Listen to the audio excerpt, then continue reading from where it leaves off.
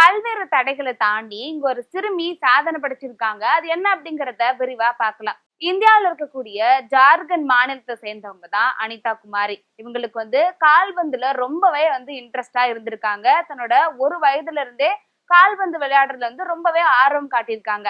தன்னோட எதிர்காலத்திலயுமே கால்பந்து வீரரா ஆவறதுதான் என்னோட ஆசை அப்படிங்கிற மாதிரி அவங்க அம்மாட்ட போய் சொல்லியிருக்காங்க. இருந்தாலும் அங்க இருக்கக்கூடிய ஊர் மக்கள்லாம் இருப்பாங்க இல்லையா, அவங்க என்ன சொல்லியிருக்காங்க அப்படின்னா, பொதுவாவே பெண்கள் ஏதாவது ஒரு வேலை செஞ்சாங்க அப்படின்னா அதை தடை பண்ணணும் அப்படின்னு தான் அவங்க நினைப்பாங்க.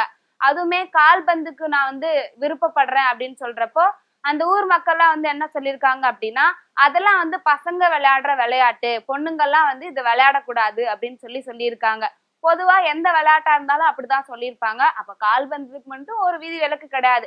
அதே மாதிரிதான் ஊர் மக்கள் என்ன சொல்லியிருக்காங்க அப்படின்னா, நீங்க அந்த பொண்ணை கால்பந்து விளையாட்டுல சேர்த்தீங்க அப்படின்னா நாங்க ஏத்துக்க மாட்டோம், அந்த பொண்ணு ஏதாவது பண்ணிடுவோம் அப்படிங்கிற மாதிரி சொல்லியிருக்காங்க. அனிதா குமாரி அம்மா என்ன சொல்லியிருக்காங்க அப்படின்னா, அனிதா குமாரிக்கு ஒரு மோட்டிவேஷன் சொல்லியிருக்காங்க. என்ன அப்படின்னா, நீ சாதிக்கிறதுக்கு முன்னாடி நான் சாதிக்க போறேன் அப்படின்னு சொன்னா அந்த உலகம் நம்பாது. ஆனா அதுவே நீ சாதிச்சு முடிச்சதுக்கு அப்புறம் நீ உன்னோட திறமையெல்லாம் வெளிக்காட்டினதுக்கு அப்புறமா அவங்க கண்டிப்பா உன் மேல நம்பிக்கை வைப்பாங்க அப்படிங்கிற மாதிரி அவங்க அம்மாவுமே சொல்லியிருக்காங்க.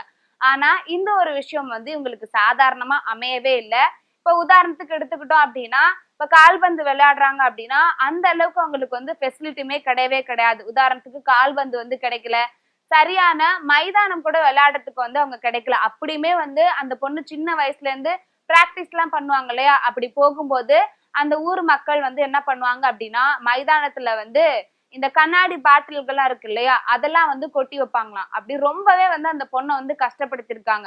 இவ்வளவு தடைகளையும் மீறி இவங்க கால்பந்து கத்துக்கிட்டு இப்போ இன்னொரு இடத்துல தேர்ச்சியுமே பெற்றிருக்காங்க. தன்னோட சின்ன வயசுல எவ்வளவுதான் அவங்க கஷ்டப்பட்டிருந்தாலுமே இப்ப நான் ரொம்ப மகிழ்ச்சியா இருக்கேன். ஒருவேளை அவங்க சொன்ன மாதிரி நான் கேட்டிருந்தேன், பெண்கள்லாம் இதை பண்ணக்கூடாது அப்படின்னு அவங்க சொன்னதை நான் கேட்டிருந்தேன்னா இப்ப இவ்வளவு ஒரு பெரிய ஒரு இடத்துக்கு வர முடியாது அப்படிங்கிற மாதிரி அவங்களுமே சொல்லியிருக்காங்க.